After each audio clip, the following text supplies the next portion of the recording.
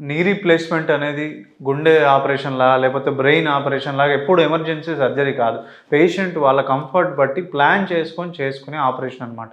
అలాగే మన దగ్గర చాలామంది ఊర్ల నుంచి, పల్లెటూర్ల నుంచి కాళ్ళు వంగిపోయి పూర్తిగా ఆపరేషన్ చేపించుకోవడానికి వాళ్ళకి స్తోమత లేక చాలామంది ఇంట్లో ఉంటారు. వాళ్ళకి కూడా మనం ఏంటంటే కొంచెం ఒక 20, 30% వరకు వాళ్ళు పేమెంట్ చేసుకోగలిగితే మిగతాది మన గవర్నమెంట్ నుంచి సపోర్ట్ ఉంది. ఆంధ్రప్రదేశ్ గవర్నమెంట్ నుంచి. సో, దాని ద్వారా చాలా మందికి చేశాం.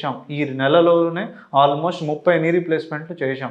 దానివల్ల ఏంటంటే పేషెంట్ వాళ్ళంతట వాళ్ళు వాళ్ళ పనులు వాళ్ళు చేసుకోవటం గానీ, వాళ్ళ డే టు డే యాక్టివిటీస్ గానీ ఎవ్వరి మీద ఆధారపడకుండా పని చేసుకునేలాగా చేస్తున్నాం అనమాట. సో, దీని గురించి ఏంటంటే పబ్లిక్‌కి మనకి మోకాళ్ళు పూర్తిగా అరిగిపోతే ఇంట్లో కూర్చోవాల్సిన అవసరం లేదు.